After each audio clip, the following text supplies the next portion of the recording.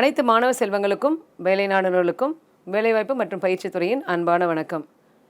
இன்று பார்வைத்திறன் மாற்றுத்திறனாளிகளை எவ்வாறு ஐடென்டிஃபை செய்வது, அவர்களுக்கான ஏர்லி இன்டர்வென்ஷன் ப்ரோக்ராம் எவ்வாறு இன்டகிரேட் செய்வது, அவர்களுக்கான பள்ளிக்கல்வி, கல்லூரி கல்வி மற்றும் அவற்றில் எவ்வாறு அவர்கள் டெக்னாலஜியை இணைத்து செயல்படுவது உள்ளிட்ட பல்வேறு கருத்துக்களை நம்முடன் பகிர்ந்து கொள்வதற்காக மரியாதைக்குரிய ஆங்கில உதவி பேராசிரியர் ரகுராமன், நந்தனம் அரசினர் கலைக்கல்லூரி அவர்கள் நம்மிடையே வந்திருக்கிறார்.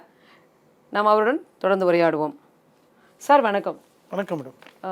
இப்போது பார்வைத்திறன் மாற்றுத்திறனாளிகள் அவர்கள் நிறைய இடங்களில் பார்த்திங்கன்னா அவங்க கொஞ்சம் வளர்ந்த பின்னாடி தான் அவங்க ஐடென்டிஃபை ஆகுறாங்க. அதனால் அவங்கள கொஞ்சம் ஹேண்டில் பண்ணுறதும் அவங்கள இன்டெகிரேட் பண்ணுறதும் கொஞ்சம் கடினமாக பார்க்கப்படுகிறது. இப்போ அந்த மாதிரி ஒரு குறைபாடுடைய குழந்தைகள் அப்படின்னா அவர்களை எப்படி ஏர்லி இன்டர்வென்ஷன் பண்ணுறது, எப்படி நம்ம ஏர்லியாக ஐடென்டிஃபை பண்ணி அவங்களை எப்படி ஏர்லி இன்டர்வென்ஷன் ப்ரோக்ராமுக்குள்ளே உள்ளே கொண்டு வரலாம் சார்?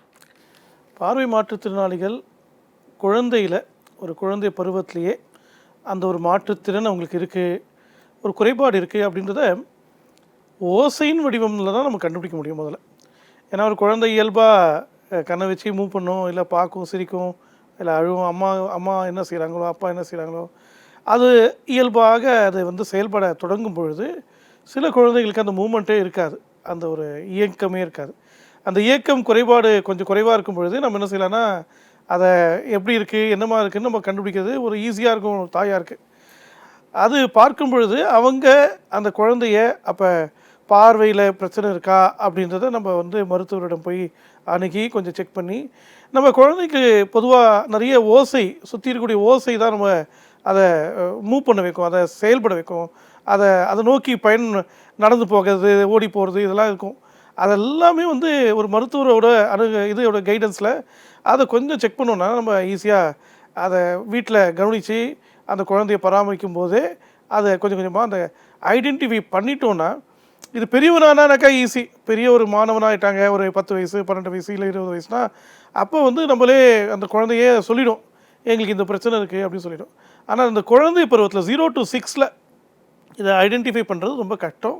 அது கஷ்டமானதாக நம்ம நினைக்காம நம்ம அதில் ஒரு சில பேருக்கு என்னென்னா, நம்ம குழந்தை தானே அது சரியாயிடும் அப்படின்னு ஒரு நம்பிக்கையிலே இருப்பாங்க.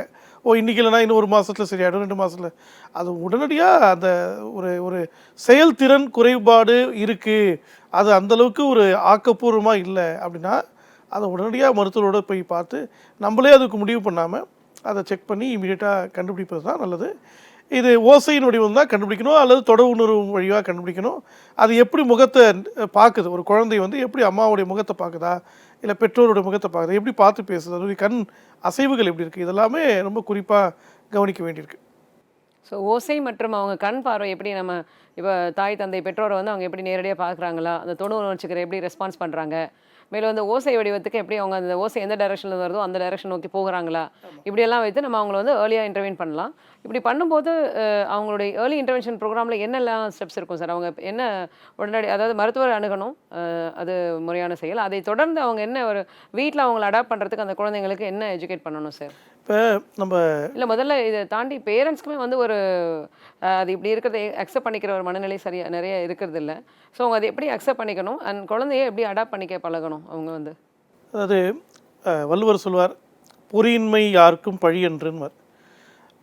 நம்ம ஆழ்வினை இன்மை பழி. ஆமாம், மிக சரியா சொன்னீங்க. அதில் குறிப்பாக நம்ம தமிழில் படிச்சிருப்போம், ஓர் உயிர், ஈருயிர், 6 உயிர் வரைக்கும் இருக்குது நமக்கு. உயிர்ன்றதோட அறிவுன்னு சொல்லுவோம். ஓரறிவு, ஈரறிவு, 3 அறிவு, 6 அறிவு வரைக்கும் இருக்காங்க படைப்பில். இப்போ இந்த படைப்பில் இப்போ படைப்பாளி தான் இங்கே ஒரு மாற்றுத்திறன் படைத்தவராக நம்ம பார்க்க வேண்டியிருக்கேன்னா, அவ்வளவு வித்தியாசமான படைப்பு. எல்லா உயிருக்குமே ஒரு வழி இருக்குன்றத நம்ம ஆழமாக நம்பணும். வழி இல்லாமல் எந்த உயிரும் படைக்கப்படலைன்றதை நம்ம உண்மையாகவே உணரணும். ஏன்னா அது நடைமுறையில் நம்ம பார்க்குறோம். எல்லா உயிரினங்களும் அது ஓரறிவாக இருந்தாலும் இல்லை 6 அறிவாக இருந்தாலும் இந்த உலகத்தில் பயணிச்சுக்கிட்டே இருக்குது.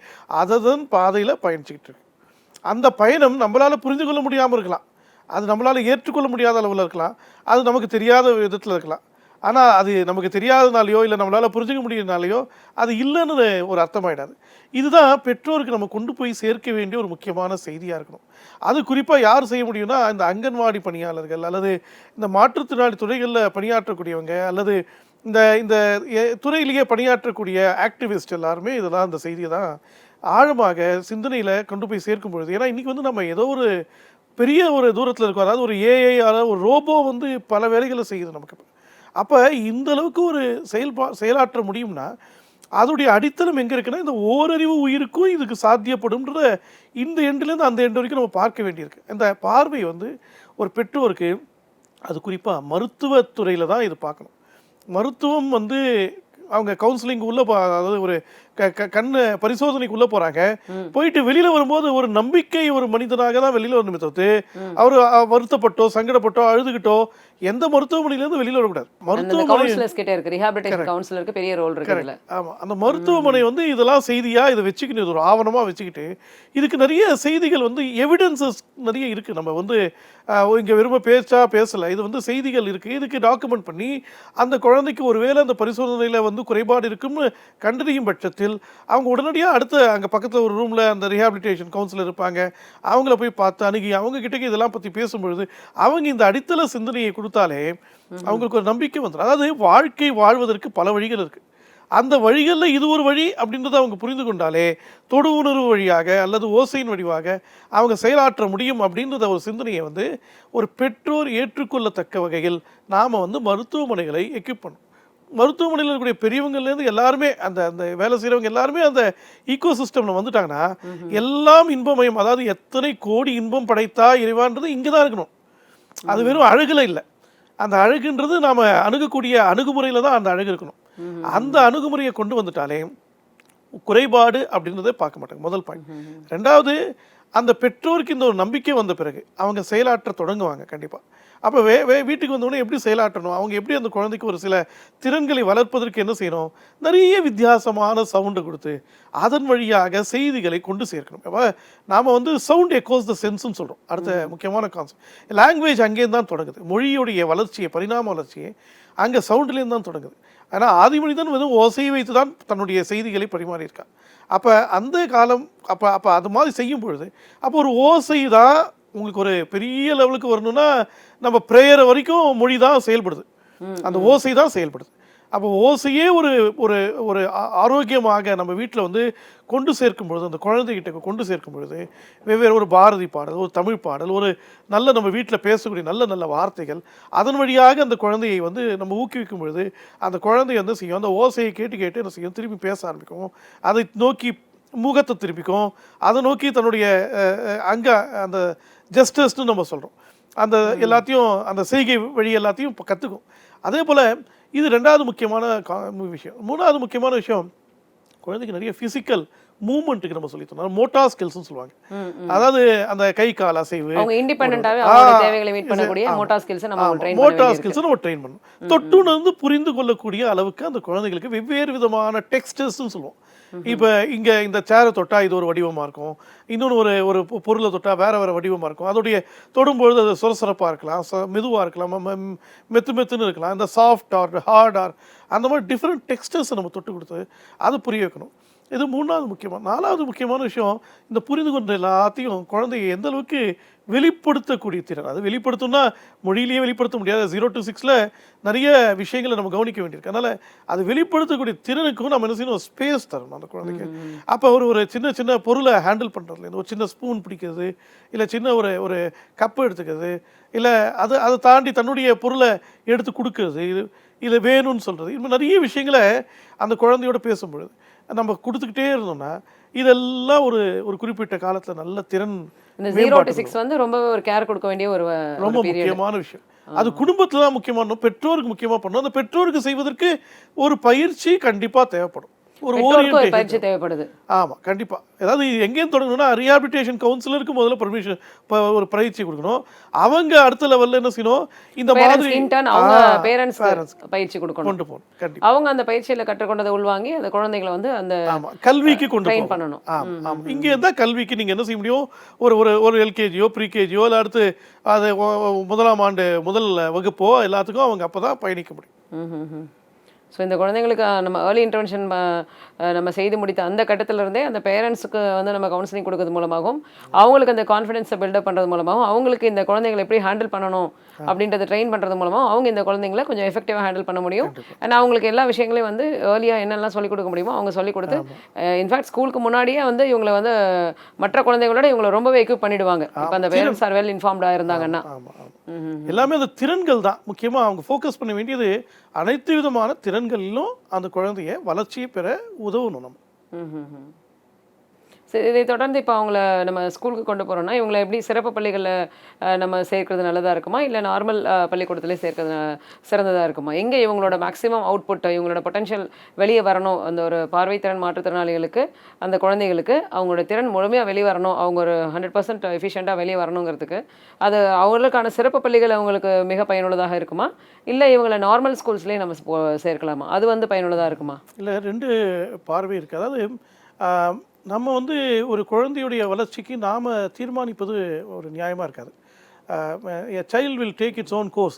அதோடைய கற்றல் திறன், அதோடைய புரிந்து கொள்ள திறன், அதை எப்படி அதை வெளிப்படுத்தும் திறன், இதெல்லாமே அந்த குழந்தை கையில் நம்ம பார்க்கும்போது இப்போ எல்லோரும் நம்ம பார்த்துருப்போம். நிறைய ஒரு 4ஆம் கிளாஸ் 4ஆம் வயது உள்ள குழந்தை, இல்லை 5 வயசு உள்ள குழந்தை எல்லாம் ஒரு பெரிய திருக்குறளில் நல்லா எல்லாத்தையும் ஒப்பிக்கக்கூடிய தன்மை கொண்டு இருக்கலாம், அல்லது நிறைய சங்க பாடல்களை பாடக்கூடிய தன்மை இருக்கலாம்.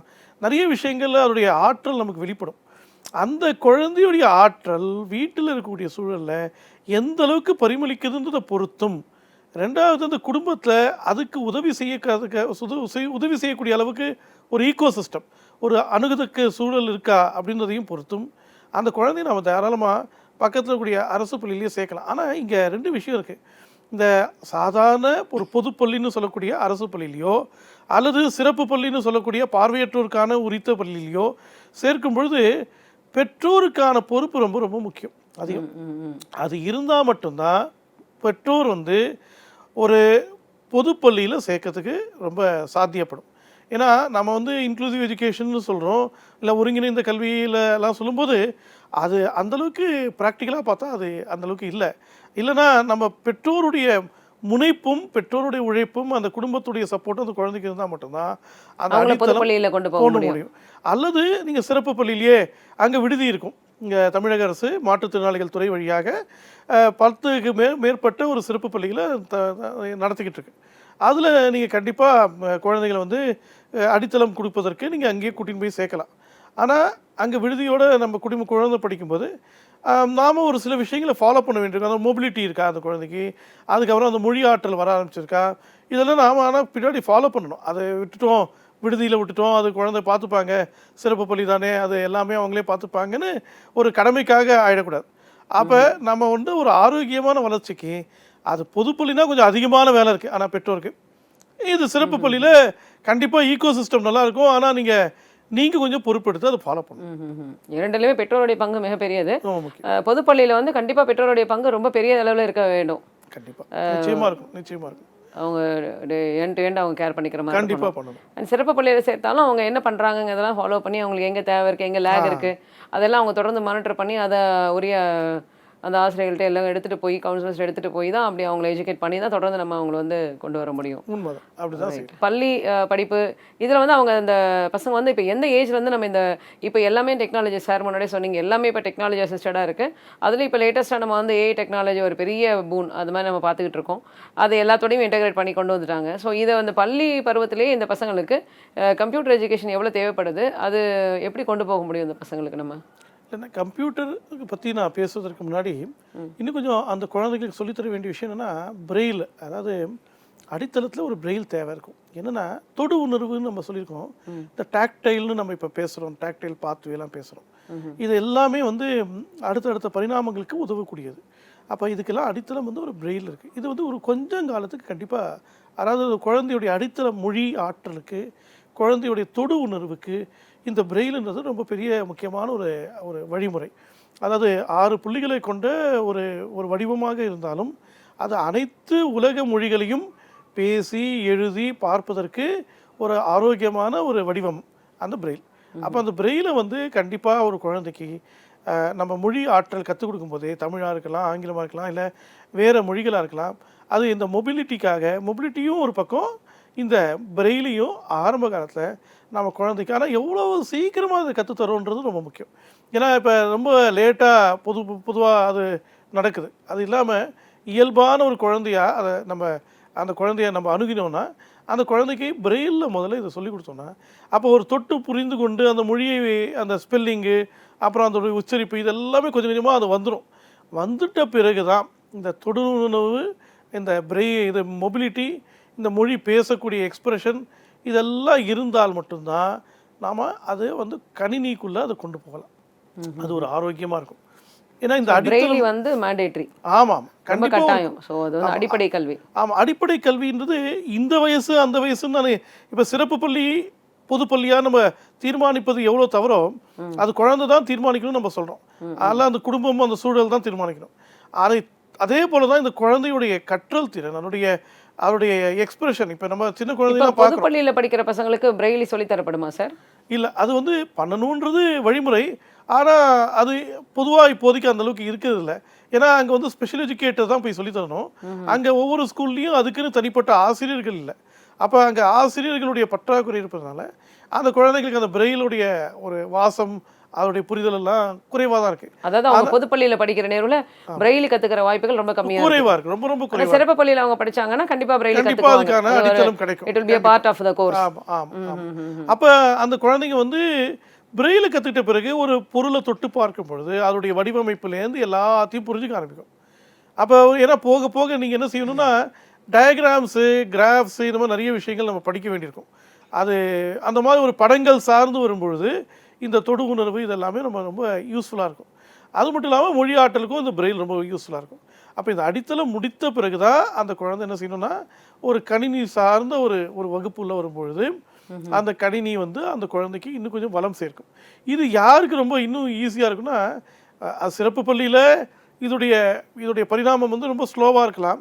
ஆனால் இன்க்ளூசிவ் எஜுகேஷன் நம்ம சொல்லக்கூடிய அந்த ஒருங்கிணைந்த பள்ளி திட்டத்தில் அல்லது உள்ளடங்கிய பள்ளி திட்டத்தில் நம்ம அந்த குழந்தைக்கு வேகமாக வந்துடும்.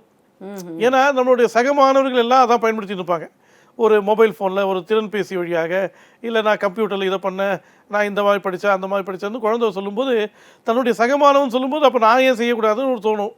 அப்போ குழந்தை என்ன செய்யணும், இயல்பாகவே தன்னுடைய வீட்டில் கூடிய ஏதாவது கணினி வழியாக இல்லை திறன்பேசி வழியாக சில முயற்சிகள் செய்து அதன் வழியாக செயலாற்ற, அது கல்வி சார்ந்து செயலாற்றுதோ இல்லையோ தொழில்நுட்பத்துக்குள்ளே நுழைஞ்சிடும். அப்போ அந்த தொழில்நுட்பத்துக்குள்ளே நுழைஞ்ச பிறகு அந்த குழந்தைக்கு ஒரு பெரிய ஒரு உத்வேகம், ஒரு ஆர்வம், ஒரு தேடல், இது எல்லாமே ஒன்று சேர்ந்து வந்துடும். அது நம்ம சேனலைஸ் பண்ண வேண்டியது நம்மளுடைய வேலை இருக்குது. இங்கே கணினி சார்ந்த தொழில்நுட்பத்தை பேசுவதற்கு முன்னாடி இந்த தொழில்நுட்ப அறிவு அல்லது அதோடைய தேவை, அதை நம்ம அடித்தளத்திலே கண்டிப்பாக கொடுக்க வேண்டியிருக்கு. இப்போலாம் இந்த 1ஆம் கிளாஸா 2ஆம் கிளாஸாலாம் பார்க்க வேண்டிய அவசியம் இல்லைன்றது தான் நம்ம சொல்ல வேண்டியிருக்கு. இந்த திறன்கள் குழந்தைக்கு எந்த அளவுக்கு மேம்படுதோ, அடித்தள திறன்கள் மேம்பட அந்த குழந்தைக்கு அடுத்தடுத்த விஷயங்களை நம்ம கொண்டு சேர்க்க வேண்டிய தேவை. அப்போ தான் இந்த பார்வை மாற்றுத்திறனாளிகள் வேகமாக, ஏன்னா நான் ஒரு பொது நீரோட்டத்தோடு வாழ்ந்துக்கிட்டு இருக்கேன். அப்போ என் கூட இருக்கக்கூடிய மாணவர்கள் எல்லாம் பார்வை உள்ளவங்களாக இருப்பாங்க. இப்போ பொது சமூகத்தோடு நான் செயலாற்றுவதற்கு என்னுடைய குறைபாடு ஒரு காரணமாக இருக்கக்கூடாது. அப்போ அந்த குழந்தைகளுக்கு இயல்பாக ஒரு சின்ன வயசுலேயே, அந்த பருவத்திலேயே நாம் இதையெல்லாம் விதை போட்டோன்னா, அது தானே என்ன செய்யணும்னா வேகமாக இதை கற்றுக்கிடுச்சுன்னா, நாம் அந்த குழந்தையும் இந்த குழந்தையும், அதாவது பார்வை உள்ள குழந்தையும் பார்வை குறைபாடு உள்ள குழந்தையும் இயல்பான ஒரு நீரோட்டத்தில் சேர்ந்து பயணிப்பதற்கு அந்த காலம் ரொம்ப குயிக்காக நடக்கும். இப்போ 6ஆம் கிளாஸுக்கு இல்லை 8ஆம் கிளாஸுக்கு பிறகு நான் பொதுப்பள்ளியில் வரும்போது எனக்கு இருக்கக்கூடிய கேப் பெரிய கேப். அதாவது அந்த பார்வை உள்ள குழந்தைக்கும் எனக்கும் பெரிய கேப் இருக்குது. அது நான் இன்னும் கொஞ்சம் கீழே கொண்டு போகும்போது, இப்போ ஏன்னா டெக்னாலஜியோடைய சப்போர்ட் நிறைய இருக்கிறதுனால அது கீழே கொண்டு போகும்போது, பிரைமரியிலேயே கொண்டு போகும்போது அது ரொம்ப இயல்பாக வேகமாக செயலாற்ற தொடங்கிடுவாங்க. அதனால் இந்த தொழில்நுட்பம் ரொம்ப முக்கியம். கணினியில் கண் இனி, அதுதான் நம்ம சொல்கிறோம் இந்த குழந்தைக்கு. கண் இனி தான் கணினி. அருமையான விளக்கம் சார், அருமையான விளக்கம். அது கண் இனி, நல்ல கணினி. ஆமாம், அது அருமையான விளக்கம். கண்கள் தான் இனிமேட்டு, அது தொழில்நுட்பம் தான் குழந்தைகளுக்கான கண்கள். அதுவும் கணினி நீங்கள் எதுவுமே வாங்கி தர வேணாம். ஒரு குழந்தைக்கு லேப்டாப்பு, ஒரு ஒயிட் கேனு, அதுக்கு சில இந்த திறன் பயிற்சி, மொழியாற்றல், இது கொடுத்துட்டிங்கன்னா, நான் நிஜமாக ஒரு 2 வருஷம் இல்லை 3 வருஷம் காத்திருந்தீங்கன்னா அந்த குழந்தை டாப் ஆகிடுவான். ரைட், அதோடைய செயல் திட்டங்களை தானே அதுவே செயலாற்ற ஆரம்பிக்கும். அதோடைய பிளான் ஆஃப் ஆக்ஷன் போட்டு நான் இதான் அடுத்து செய்யணும், இப்படி செய்யணும், அப்படி செய்யணும்னு தன்னுடைய வாழ்க்கையை வடிவமைத்துக் கொள்ளக்கூடிய ஒரு பண்பு அந்த குழந்தைக்கு வர ஆரம்பிச்சிடும். இந்த விஷயங்கள் தான் நம்ம இளமையிலேயே கல்லுன்னு ஔவையா சொன்னது இதுதான் நம்ம பார்க்க வேண்டியிருக்கு. ரைட், அது வந்து வருமானத்துக்கான இளமை கல்லுன்னு அர்த்தம் இல்லைங்க. இளமையில் படிக்க சொல்றதுதான். அதுதான் இந்த மாதிரி அடிப்படை கல்வியை, அடிப்படை விஷயங்களை அந்த குழந்தை 5 வளையாதது 50 வளையாதுன்னு வாங்க இல்லையா, அதனால சின்ன வயசுலேயே தான் டாப் தம் யங். ஸோ சின்ன வயசுல தான் நம்ம எஜுகேட் பண்ண முடியும். ரைட். ஸோ இப்படி நம்ம பள்ளி கல்வி கொண்டு போய்டுறோம் பசங்களை, நம்ம பார்வை மாற்றுத்திறனாளி குழந்தைகளை நம்ம பள்ளி கல்வி கொண்டு போகிறோம். இப்போ பொதுவாக ஒரு மிஸ்நோஷன் ஆர் மிஸ்கன்செப்ஷன், ஒரு தவறான புரிதல், இந்த பார்வை மாற்றுத்திறனாளிகளால் வந்து ஆர்ட்ஸ் சப்ஜெக்ட் தான் படிக்க முடியும், அவங்களால சயின்ஸ் படிக்க முடியாது, ஏன்னா அதுக்கு வந்து நிறைய கிராஃப்ஸு, டயக்ராம்ஸு, பிக்டோரியல் ரெப்ரசன்டேஷன்ஸு இந்த மாதிரியான நிறைய இருக்கும், அதனால் அவங்க வந்து சயின்ஸை வந்து ஒரு எஃபெக்டிவாக பண்ணிட முடியாது அப்படின்ற ஒரு கருத்து, தவறான கருத்து இருக்குது. அதை பற்றி என்ன சொல்கிறீங்க? அதாவது நாம் ஏற்கனவே பார்த்தது தான் எல்லாமே சாத்தியம். ஆனால் அந்த சாத்தியம் வந்து எனக்கு தெரியணும், அது இது சாத்தியம் அப்படின்றது எனக்கு தெரியணும். எனக்கு தெரியாத வரைக்கும், என்னுடைய அறிவுக்கு புலப்படாத வரைக்கும் நான் அது வந்து கடினம் அல்லது அது வேறு வழி இல்லை, நான் இப்படி தான் இப்படின்னு ஒரு விதியே அப்படின்னு ஒரு விதமான தவறான புரிதல்களை நாம் கடக்க வேண்டிய தேவை இருக்குது இன்றைக்கி இருக்கக்கூடிய காலத்தில். ஏன்னா நம்மளுடைய முன்னோர்கள் வந்து இப்போ உட்கார்ந்த இடத்துல நம்ம வந்து உலகத்தினுடைய எந்த பகுதியை வேணால் நம்ம ஒரு சின்ன ஒரு மொபைல் ஃபோன் வழியாக நம்ம ஆக்சஸ் பண்ண முடியும். அப்படின்ற ஒரு காலகட்டம் நம்மளுடைய முன்னோர்களுக்கு நம்ம யோசிச்சு கூட பார்த்துருக்க மாட்டாங்க 100 ஆண்டுக்கு முன்னாடி. அப்போ அது சாத்தியப்படும் பொழுது ஒரு குழந்தை வந்து பார்க்க முடியாத செய்திகளை தன்னுடைய பிற திறன்கள் வழியாக, மொழியின் வழியாக, அதுபோல் தொடு உணர்வு வழியாக தெரிந்து கொள்வதற்கான அனைத்து வசதிகளும் இப்போ உருவாகிருக்கு. அதாவது தொடு உணர்வுன்னு நம்ம சொல்கிறது வந்து டாக்டைல் டச்சுன்னு சொல்கிறோம், அதாவது டாக்டைல் மெத்தடாலஜின்னு சொல்கிறோம், மோடுன்னு சொல்கிறோம். டாக்டைல்னால் வேறு ஒன்றும் இல்லை, தொட்டு உணர்ந்து புரிந்து கொள்ளுது. அதே போல் கணினி வழியாக போகும்போது ஓசையின் வழியாக தெரிந்து கொள்ளுது, திறன் பேசின்னு நம்ம சொல்கிறோம். அப்போ எல்லா ஒரு சிஸ்டம்லேயும் இப்போ பார்த்தீங்கன்னா ஒரு டிஜிட்டல் டெக்னாலஜின்னு சொல்லக்கூடிய அந்த மென்திறன்கள் எல்லாத்தையும் பார்த்தீங்கன்னா ஒரு வாய்ஸ் சாஃப்ட்வேர்னு சொல்லுவாங்க. ஸ்க்ரீன் ரீடர்ன்றது டெக்னிக்கல் வார்த்தை. அப்போ டிடிஎஸ்னு ரொம்ப இன்னும் கம்ப்யூட்டர் மொழியில் சொல்லணும்னா டிடிஎஸ், டெக்ஸ்ட் டு ஸ்பீச் அப்படின்னு சொல்கிறாங்க. அப்போ ஒரு எழுத்தாக வரக்கூடிய செய்திகளை நமக்கு ஓசையின் வழியாக கொடுக்கும்படியாக, அதே போல் ஒரு படத்தை ஒரு தொடு உணர்வு வழியாக கொடுக்கும்பொழுது நாம் ஒரு வரைபடத்தையோ ஒரு மேப்பாக இருக்கலாம், அல்லது ஒரு டயக்ராம், ஒரு பைகிராம் ஒன்று போடுறோம், ஒரு ட்ரிக்னாமெட்ரி போடுறோம், இல்லை அல்ஜிப்ரா போடுறோம், இந்த கிராஃப் இதில் வருது, இது எல்லாமே இந்த வடிவமைப்பு எல்லாத்தையும் நான் தொடு உணர்வு வழியாக, இப்போ கூட மாற்றுத்திறனாளிகள் துறை வழியாக மாணவர்களுக்காகவே குறிப்பாக 1ஆம் கிளாஸ்லேருந்து 5ஆம் கிளாஸ் மாணவர்களுக்கும் 6லேருந்து 10 இருக்கக்கூடிய மாணவர்களுக்கும் டாக்டைல் புக்கு ஒன்று வெளியிட்டிருக்காங்க, கொண்டு வந்திருக்காங்க. அதில் வந்து பள்ளி பாட புத்தகத்தில் இருக்கக்கூடிய இமேஜஸ் எல்லாத்தையும் தொகுத்து அதில் குறிப்பாக முக்கியமான இமேஜஸ் மட்டும் எடுத்து, அதாவது நீங்கள் இயல்பாக ஒரு பாட புத்தகத்தை பார்த்துருப்பீங்க, ஒரு 5 பலூன் இருக்கும், 5 பலூனில் எத்தனை பலூன் இருக்குது அப்படின்னு ஒரு கேள்வி கேட்டிருப்பாங்க. இப்போ கணக்கு சார்ந்து போகும்போது அந்த குழந்தை எண்ணணும் 1 2 3 4 அப்படி எண்ணி அதை 5ன்னு அங்கே எழுதணும். இப்போ இது பலூனாக இங்கே போட்டிருக்கக்கூடிய இதை வந்து என்ன செஞ்சுருக்காங்க, இந்த பலூனுக்கு பதிலாக வேறு வித ஒரு பொருளை குழந்தைக்கு ஈஸியாக புரிகிற மாதிரி வேறு சில பொருளை வந்து டாக்டைலாக காமிச்சு, அதாவது தொடு உணர்வில் காமிச்சு அந்த புக்கில் இதை வந்து கொண்டு வந்திருக்காங்க. அப்போ குழந்தை என்ன செய்யணும், அதை தொட்டு பார்த்து 1 2 3 4 அது எண்ணும். அப்போ பார்வை மாற்றுத்திறனாளிகள் தொட்டுணர்ந்து அதை எண்ணுவாங்க, பார்த்து இதை பார்வை உள்ளவங்க எழுதுவாங்க. அப்போ ஆனால் புக்கு ஒன்று தான், அதோட அவுட்கம் ஒன்று தான். அப்போ நம்ம என்ன சொல்ல வரோம்னா, சயின்ஸும் அதாவது கணிதமும் இதில் முக்கியமான காம்போனன்ட் என்ன, கண்ணால் பார்க்க வேண்டிய சில விஷுவல் ப்ரெசன்டேஷன்ஸ் இருக்குது. இதை வந்து நம்ம கடக்க முடியும், முதல் விஷயம். ரெண்டாவது லேப் ஒர்க் இருக்குது, அதில் ப்ராக்டிகல்ஸ், மேக்ஸ்னால் ப்ராக்டிக்கல் ப்ராஜெக்ட்ஸ் இருக்கும். இப்போ இந்த விஷுவலாக பண்ண வேண்டிய இந்த ஆய்வகத்தில் பண்ண வேண்டிய செயல்முறைகள் அனைத்திற்குமே ஓசை சார்ந்த சப்போர்ட் சிஸ்டம், அதாவது சவுண்டு வாய்ஸ் சப்போர்ட்டு நிறைய இருக்குது. அது மட்டும் இல்லாமல் அந்தந்த ஆய்வுக்கு ஏற்ற வடிவத்துக்கு ஏற்ற மாதிரி அதை வந்து டிஸ்கிரிப்டிவாகவும் கொண்டு போகலாம் அப்படின்ற ஒரு ஆல்டர்னேட் கொஷின் பேப்பரை இப்போ கொண்டு வராங்க. சிபிஎஸ்சியில் வந்து 2012-13 அந்த காலத்துலேயே இதுக்குன்னு தனியாக ஒரு கைட்லைன்ஸ் கொடுத்து இதை வந்து அதை இந்தியா முழுவதும் செயலாற்றிட்டு இருக்காங்க. இதை தமிழக அரசுட்டையும் நம்ம இதை ஒரு சொல்லியிருக்கோம், இதை மாதிரி செய்யணும், சயின்ஸ் அண்ட் மேக்ஸை கொண்டு வரணும். இப்போ கேரளாவில் செய்கிறாங்க. கேரளாவில் ஒருத்தங்க பிஎஸ்சி ஃபிசிக்ஸ் படிக்கிறாங்க. அதே போல் ஆந்திரா, அதே போல் குஜராத்தில், இந்த மாதிரி வெவ்வேறு மாநிலங்களில் பக்கத்தில் கூடிய கர்நாடகாவில் கூட கொஞ்சம் கொஞ்சம் அந்த முனைப்பு இருக்குது. இப்போ ஸ்டெம் எஜுகேஷன் நம்ம சொல்கிறோம், அதை நீங்கள் கொஞ்சம் அப்படியே கொஞ்சம் விரிவாக்கம் பண்ணிங்கன்னா ஸ்டீம்னு மாற்றிக்கலாம். Science, technology, English, arts, math and mobility, இதெல்லாத்தையும் நம்ம கொண்டு போய் சேர்க்கிறது தான் நம்மளுடைய இந்த ஸ்டீம்ன்ற ஒரு தலைப்பாக நம்ம வச்சுக்கலாம். இப்போ ஏன்னா ஸ்டீம்ன்றது வெளிநாடுகளில் கூட இந்த வார்த்தையை பயன்படுத்துகிறாங்க கல்வி சூழலில். அந்த ஸ்டீம்ன்றது தான் ஒரு குழந்தையுடைய வளர்ச்சிக்கு அடித்தளமாக கொண்டு போகிறாங்க. அதில் டீ தான் ரொம்ப முக்கியம். டெக்னாலஜி வழியாக எல்லாத்தையும் குழந்தைகளுக்கு அதுதான் இங்கே அடித்தளம். அதனால் இது எல்லாம் சாத்தியம். ஸோ அவங்க இனிமேல் அந்த கலை மட்டும்தான் படிக்கணும், கலை சார்ந்த படிப்புகள் மட்டும்தான் படிக்கணும் அப்படிங்கிறது கிடையாது. அவங்க எல்லா அறிவியல் பாடங்களையுமே வந்து அவங்களால டெக்னாலஜி உதவியோட கொண்டு போக முடியும், படிக்க முடியும். அதில் சிறந்த வல்லுநர்களாகவும் அவங்களால ஆக முடியும். அதை வந்து இந்த இன்னொரு செய்தி என்னென்னா, இப்போ 11லேயே 10th முடித்த பிறகு 11லேயே ஃபிசிக்ஸ், கெமிஸ்ட்ரி, பயாலஜி, மேக்ஸு இந்த மாதிரி குரூப்லாம் எடுத்திருக்காங்க. நம்ம இதில் ஒரு சின்ன ஒரு மக்கள் அனைவருக்கும் ஒரு விழிப்புணர்வுக்காக சொல்ல வேண்டிய செய்தி என்னென்னா, கார்த்திக் சானே அப்படின்னு ஒரு தம்பி 2012-13 அந்த கல்வி ஆண்டுன்னு நினைக்கிறேன், அதில் வந்து தன்னுடைய பொதுப்பள்ளியில் அவர் படிச்சிருக்கார். பப்ளிக் ஸ்கூலில் தான் படிச்சிருக்காரு, டெல்லி பப்ளிக் ஸ்கூலில் படித்தார். அங்கே வந்து 93-98 அது மார்க் ஞாபகம் இல்லை, பெர்சன்டேஜ் அவர் எடுத்து மாநிலத்தில் ஒரு டாப்பராக வந்தார்.